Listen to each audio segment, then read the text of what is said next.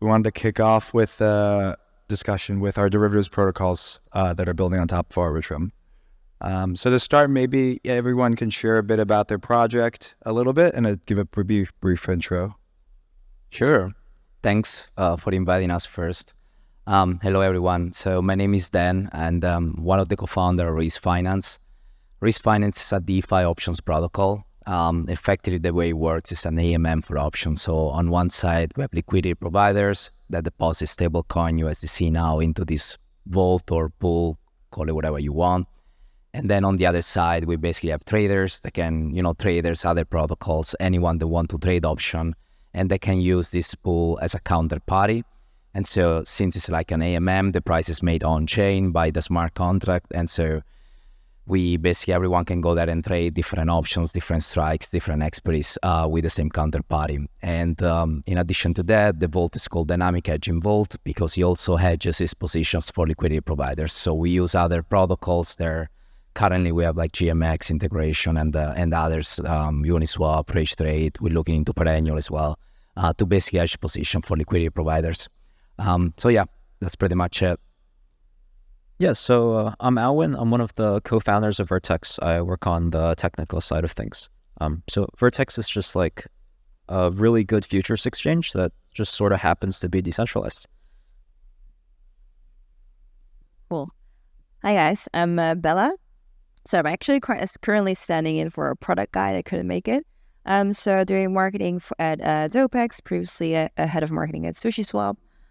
So quickly about Dopex. So Dopex is a decentralized options exchange. Basically, the aim is to maximize liquidity for writers and then, minimize losses.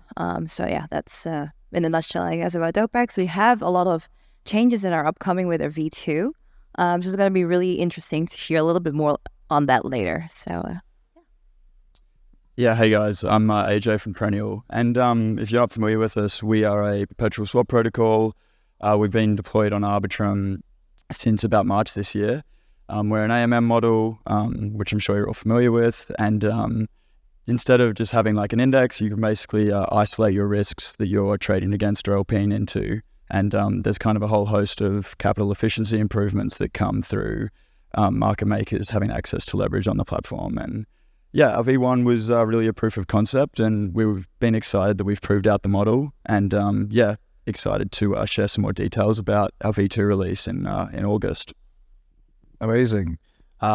Brief intro on my side. I'm Luke. I'm on the Offchain Labs team, handling DeFi partnerships and others.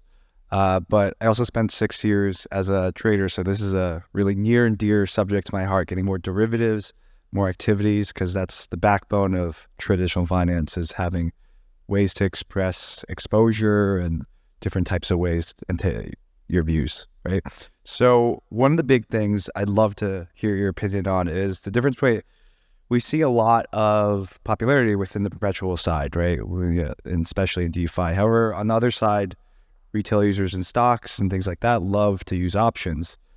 There's a lot of differences. The structure in TradFi allows for this, but I'd love to hear your thoughts on what are facing, what are some of the challenges for options and why they haven't gained popularity. Maybe we start with you, Dan. Yeah, I think I'm the right one for this. I completely agree with you. If you look in the space, we definitely have a lot of, volumes, and when it comes to perpetuals in general, perpetual futures, when it comes to options, we have definitely very good few protocols out there, but the volumes are probably not even comparable at this point. And my personal view is that, first of all, perpetual are easier to understand for an audience like probably the one that we have in crypto right now, that it's not an institutional audience on average. It's more like a general audience of what I call like crypto nerds, people that, they started to trading and so on, and they definitely find perpetual easier than options. Options, they have higher complexity. When you look at them, you have strike prices, put calls, expiries, Greeks. It's definitely a product that at first sight, it's not probably as easy to use. On the other side, I also think that when it comes to options, so far it was also hard to build protocols that were very capital efficiency when you compare them to, for example, centralized counterparties, right? So if you look at CeFi, you have players like Deribit, and unfortunately, their product as of today, in terms of capital efficiency, margining, it's definitely way better. But that doesn't mean that DeFi cannot go there. Something that we learned in the hard way is like what we built wouldn't even be possible on layer one, right? It's possible only because of Arbitrum. So it's something that we started to build in the last year and a half. So I think we can definitely go there in terms of options. The other thing on the other side, options are very interesting when it comes to, for example, institutionals.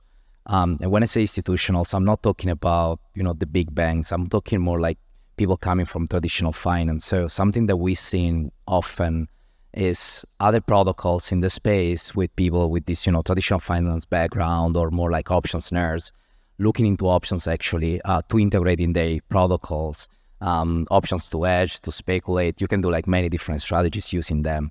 So I think like even in the future, this could be, like some effect that we can see, like other protocol actually using trading option. But again, as of today, I think if you look at the audience, the main challenge is like options are definitely not as easy to understand as perpetuals. That's probably the main big thing in my view. So I think that options are very much like a institutional sort of thing, while like the activity in crypto is just mostly driven by retail. And like they're both sort of trying to supply the same product to retail, which is like just demand for leverage. And it's just a lot easier to understand a perp. And I think that like if you're like just some retail user and you want to like, go gamble on something, would you rather like go for like a 100x perp on like Binance or like just figure out like what Greeks are and stuff like that? And I think the reason why options are like really big in TradFi is just because they're like so accessible to retail. So like when I was in high school, I was like just day trading options, and like there's a zero chance I would have had access to futures.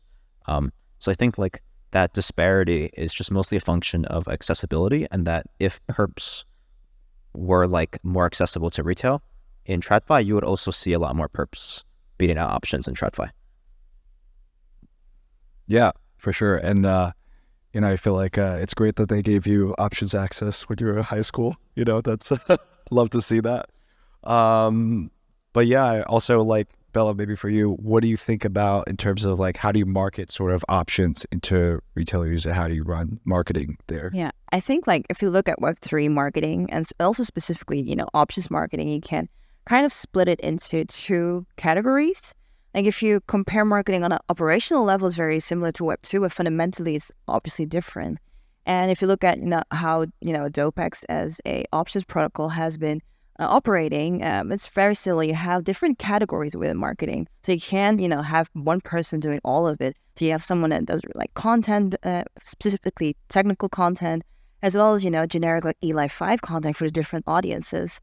Then you have someone that is more on growth, and that could be anyone from doing memes on socials to, getting really like programs across, referral programs, cashback programs, airdrops, stuff like that.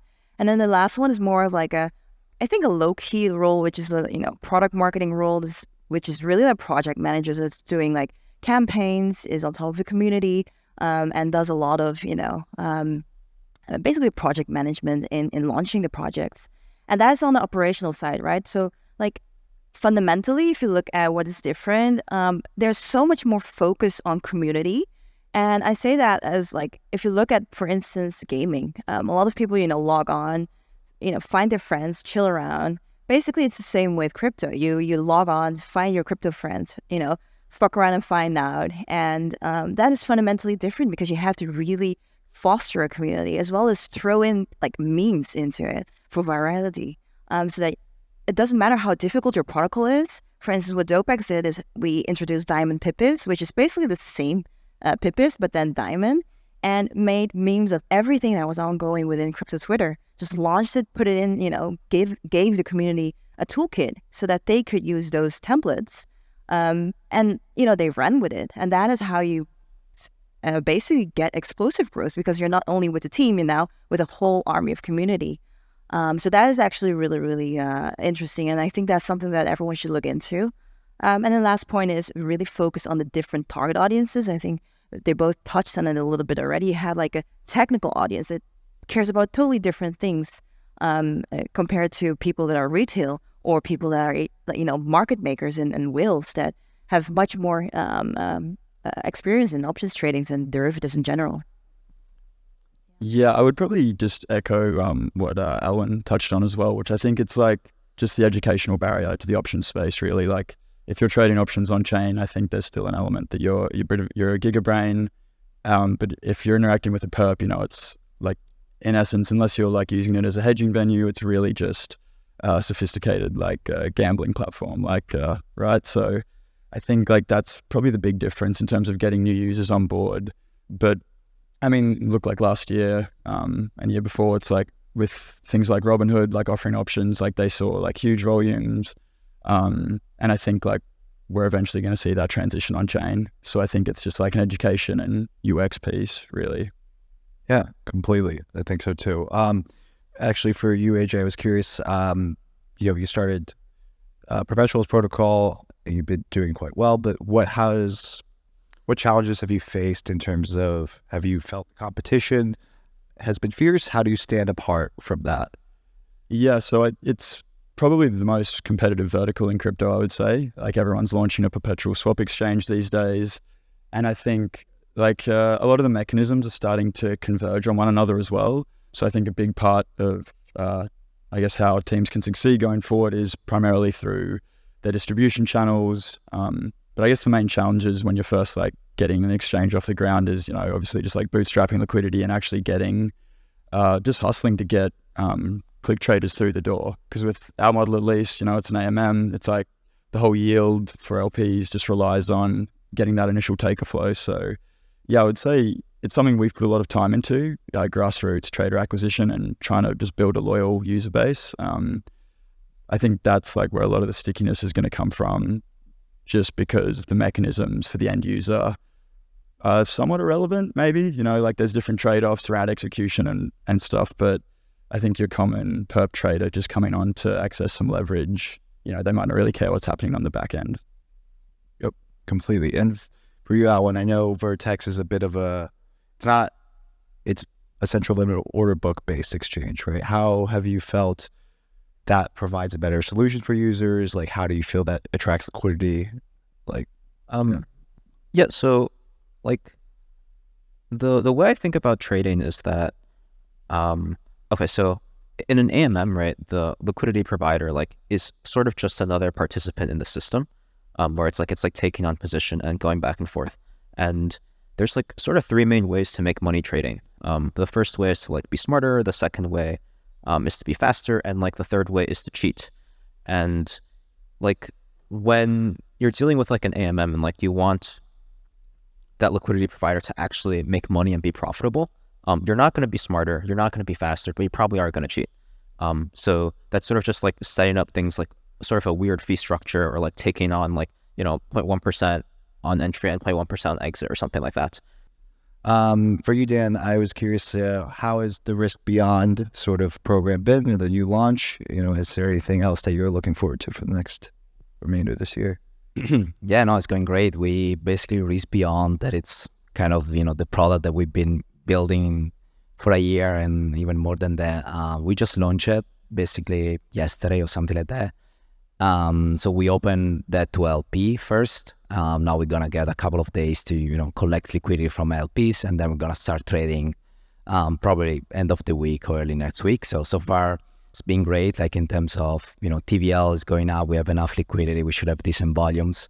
So pretty exciting. Now I think the best part is now. It's a matter of, making sure we keep improving the product first, because I still believe that there is a lot that we can obviously improve when it comes to capital efficiency, like what you mentioned about, execution. It's like definitely something that when you build a derivative exchange, you definitely want to focus on. So it's also our priority.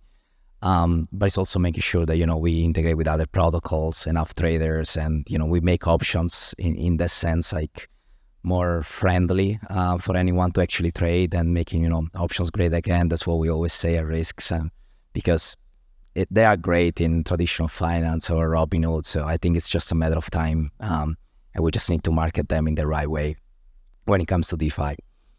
So yeah. Yeah, excited for all that to come. Bella, for the Dopex V2 update that's coming, can you share anything about that with us today?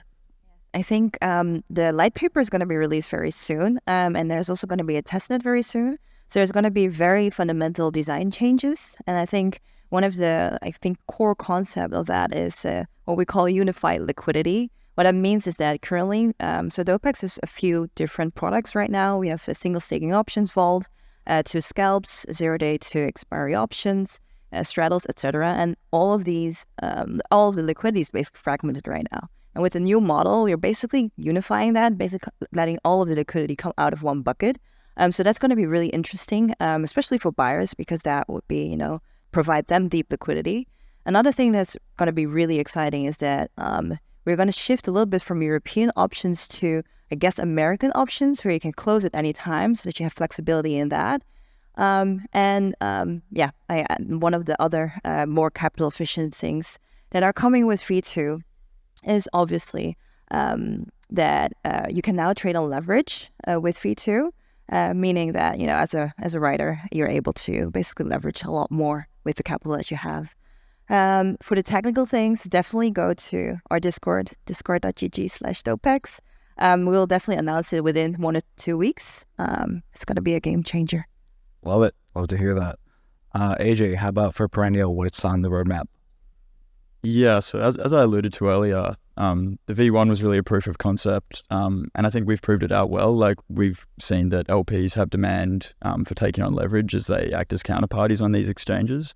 So our V2 introduces a whole host of capital efficiency benefits, which I can't really dive fully into today, but essentially, we'll be releasing a whole new UI overhaul, an advanced LP interface. So basically, just like more available liquidity is going to be on the exchange for less dollars actually deposited by every LP. I can trade with up to 50x leverage as market makers and LPs. And I think that's going to be a big unlock, and it's something that we've had a lot of positive feedback on. Aside from that, we're moving to become an Oracle agnostic model mechanism. So basically, we'll introduce permissionless deployment. I'm excited to see a lot of interesting long tail markets come out. So working with kind of a host of providers at the moment on some novel feeds. And I think the other big thing is that at its core, Perennial is designed to be a primitive that other developers can build on top of. You could come and launch your own perpetual exchange on top of as well. So we have a few kind of big integrations in the pipeline that we're working on at the moment, and excited to launch with them around V2. Amazing. Yeah, that sounds great. And Alwin, I may have heard that you guys are doing something on the LP front where people can actually provide liquidity, even though you're not an AUM index, and that can be used. Can you share a bit more about that and any other product updates you have? Yeah, so like for more illiquid pairs, it's like a reasonable product for retail to like provide passive liquidity. So our general setup is like we have a trading venue and a Rysk engine, and the Rysk engine lives on chain, but the trading venue lives off chain. So in order to make it so that people can still like exit their positions directly on chain without having to talk to any off chain components, like they can sort of go through just an XYK pool on the chain itself. And while the off chain component is active, we take liquidity inside of the XYK pool and just post it as orders on the order book. So like if one of those orders gets hit, like the XYK constraint still is enforced. So that way, like, there's like a reasonable trading strategy that's going on, and like that pool can't be rugged or anything like that. Cool. Yeah. Sounds like a lot of exciting things from all you guys, which is great to hear. And I hope we can continue to support that and have more, innovation launch on Arbitrum. I think mainly derivatives are building blocks, right? They're ways for you to tack on different types of structures, different types of views. And there's so many, I think, users in Arbitrum that like have specific needs that you can't quite match. So I hope to see, people find that product fit with different types of risk hedging and all these elements. But that's all from me. And I hope you guys enjoyed that. It was wonderful speaking with you guys. Thanks, guys. Thanks, Thank you. guys. Thanks.